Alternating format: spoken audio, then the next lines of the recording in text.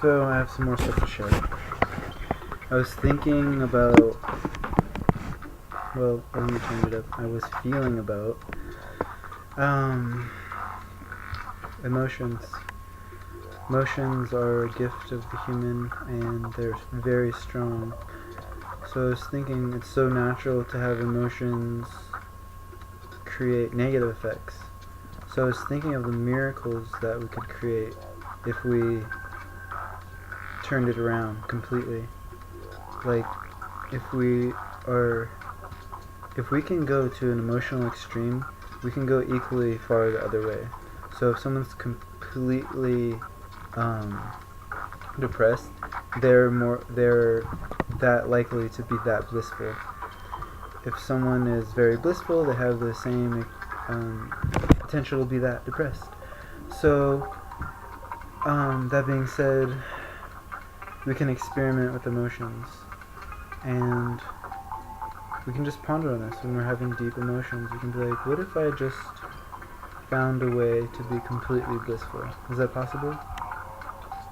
And if we can find out that is possible, then we can create magnificent things, because feelings create reality. They draw things to us, they create energies for the entire world, for our entire dream space of life.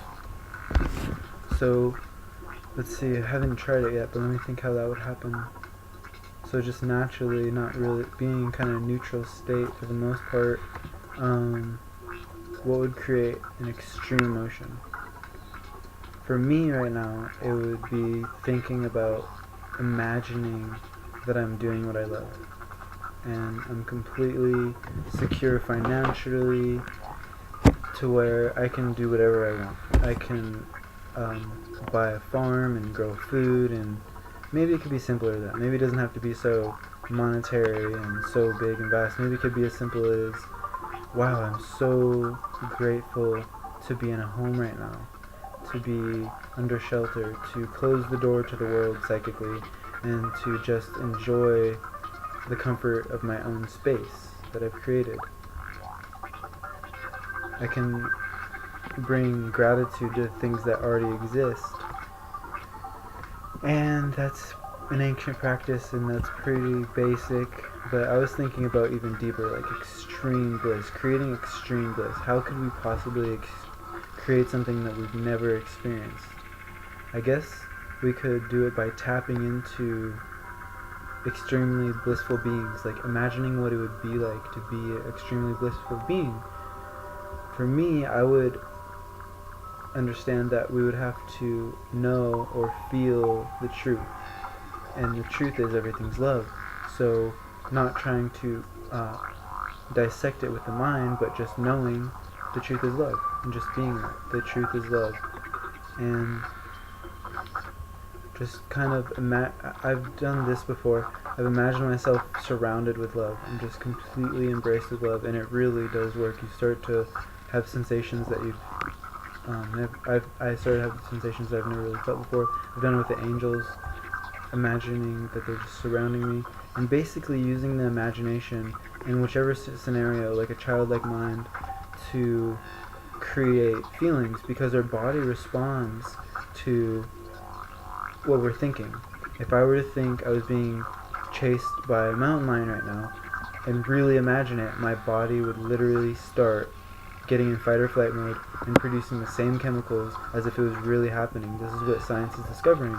Science is discovering that the mind reacts to, or the body reacts to what we're playing out in our mind.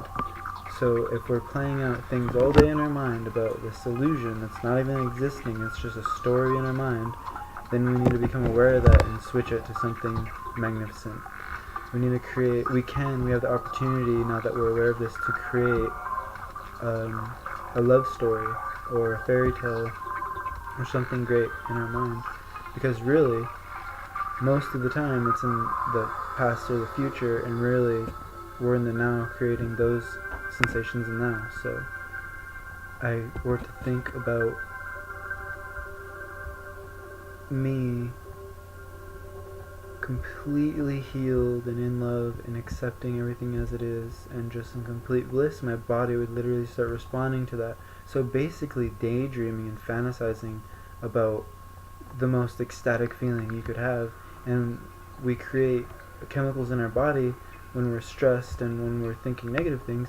So let's switch it up. This is what I've done my whole life. I've switched the coin. I called it flipping the coin. I was in a bad situation, and I thought about, the first way I did it is I thought about how it could be much worse, and that made me feel better because I realized how good I had it. But now I can go a little higher than that and imagine the greatness that I am in all truth, and know the truth, and let go of the story, and really just create a good story for myself for this moment, just to experience bliss, to know that feeling, especially in times, and not to deny things that are happening, not to push things away, but just to create something enjoyable. Like, definitely respond to situations that need attention, but take time to let the story go and just feel love. Just know that that is the truth. And then maybe go back to the situation in the mind or in person and respond in that state where you are having bliss chemicals flowing through the body and through all bodies. We're not just physical beings, we're energetic beings. I learn this more and more. We're more energetic than we are physical. Literally, physical practically doesn't exist. It's just a vibration. It's a sense. It is very much our third dimensional reality, but for the most part, physical is energy, and it's much more transparent and malleable than it's made to believe. So basically, flipping the coin, practicing the opposite of what we've practiced for a long time. And I hope you get some amazing results with this. Me understanding the science that's coming through of the ancient wisdom just shows me that all of this is beyond completely possible. It's like, once we're aware of our potential, we just start playing with it, and then who knows where we'll end up. It's like, with all this amazing information, and the world is literally on the verge of peace, world peace. And that's what I believe, that's my story, and I know that to be true.